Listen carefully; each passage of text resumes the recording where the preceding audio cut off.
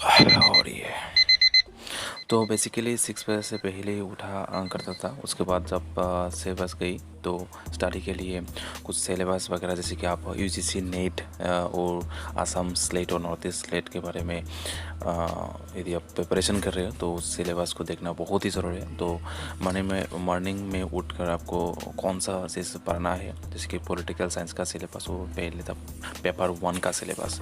तो पहले सिलेबस से एक टॉपिक आपको उठा लेना चाहिए कि कौन सा टॉपिक का हम प्रिपरेशन करेंगे। उसके बाद सिलेबस को अच्छी तरह देखने के बाद मेरा गाइड बुक था एक, तो उस गाइड बुक से कुछ पढ़ाई किया करते थे। जैसे कि टॉपिक यहाँ पर बहुत सारे टॉपिक है पेपर 1 का, तो इस टॉपिक से किसी भी एक टॉपिक को उठा लिया करता था मॉर्निंग में उठकर।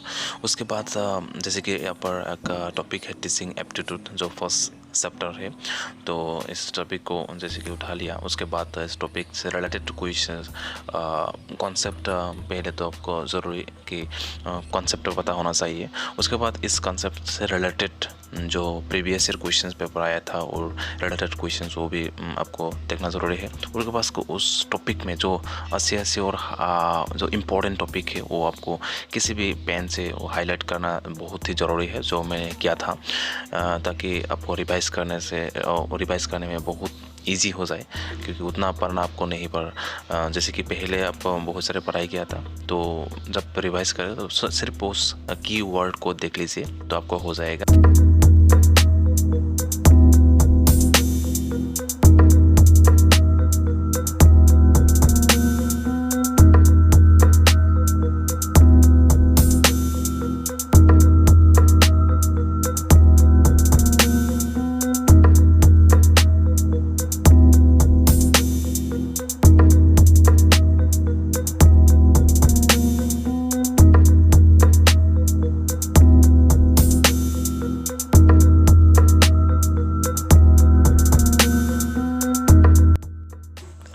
उसके बाद ऐसा कुछ नोट्स भी बनाया करता था, जैसे कि A4 साइज पेपर कुछ काट के जो इम्पोर्टेंट टॉपिक है उस टॉपिक से रिलेटेड, जो बुक्स में नहीं था लेकिन वीडियोस वगैरह में देखा करता था, तो इसलिए उस टॉपिक को हाईलाइट करके यहाँ पर लिख, जैसे कि वेन डायग्राम और यहाँ पर कैसे वैसा फिलोसफी के बारे में कुछ वगैरह। और उसके बाद इंडियन जैसे कि लॉजिक था, तो वहाँ पर भी आपको कुछ ऐसे भी कॉन्सेप्ट है जो आपको पता नहीं है, तो इसलिए कुछ टॉपिक को यहाँ पर लिख लिया करता था।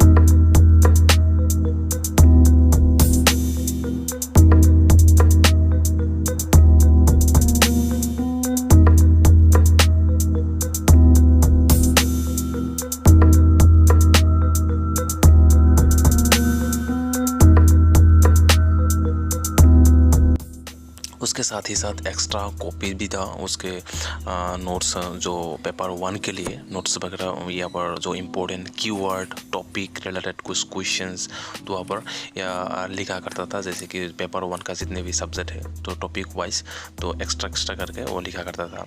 जैसे कि यहाँ पर आपको इन्वायरमेंटल देख रही है, या कर बहुत अच्छी तरह से, इतना हैंड राइटिंग इतना अच्छा नहीं है, लेकिन हाँ कोशिश किया था। जैसे कि आपको इंडियन बायोडाइवर्सिटी के बारे में और इंडियन कुछ या पर इंडिया इन्वायरमेंटल बहुत ही अच्छे से टॉपिक है जो आपको पता होना भी ज़रूरी है। जैसे ग्रीन हाउस गैस कैसा आते हैं, जैसे कि यहाँ पर साइक्लोन कहाँ पे किस नाम पे साइक्लोन को जाना जाता है, तो उस वगैरह के लिए तो उसके साथ ही साथ ऐसे हम कुछ नोट्स बनाए किया करता था।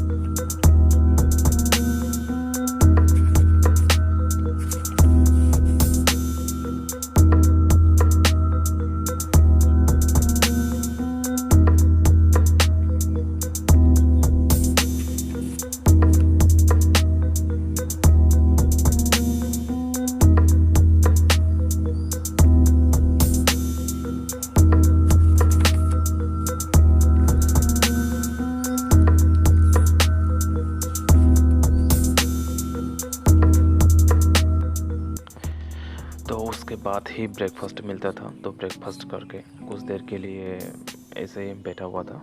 10 to 15 मिनट्स।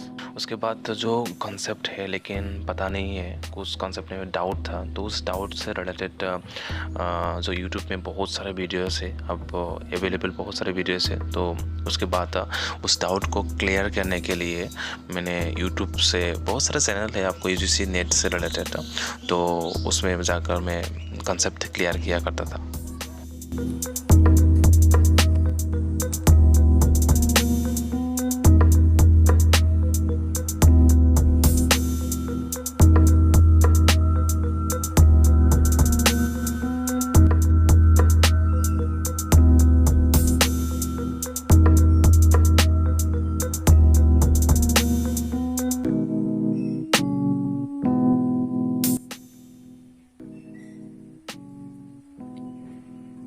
क्या थ्योरीज टीचिंग के क्षेत्र में इसीलिए होता है ताकि आपकी एप्टीट्यूड बन पाए, आपकी तत्परता बन पाए, आपकी स्किल सेट बन पाए कि टीचिंग आखिर में होती क्या है, तभी आप अपने नॉलेज को 100% वहां पे शेयर कर पाएंगे। तो टीचिंग एप्टीट्यूड का so after watching video, morning shift का जो रूटीन है वो ख़त्म हो जाएगा। उसके बाद जो इवनिंग शिफ्ट का रूटीन, जैसे कि इवनिंग शिफ्ट में मैं basically previous year question paper जो है, तो उस प्रीवियस ईयर क्वेश्चन पेपर को सॉल्व किया करता था, नॉर्थ ईस्ट स्लेट और नॉर्थ ईस्ट आसाम सेट के रिलेटेड।